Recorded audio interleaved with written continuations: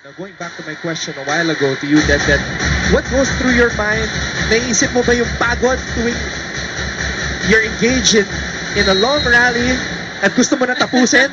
Actually, yung pagod na yun, natatawa kami, lalo na pagkasama ko sa likod si Ella. Okay. Pag rally, natatawa kami kasi ayaw mamatayan ng bola, so tawa lang kami na tawa. Doon kami napapagod, kakatawa. But then, kailangan na doon pa rin yung focus namin sa laro. Pero minsan, hindi mo ba sinasabihan yung mga teammates nyo, ano ba yan?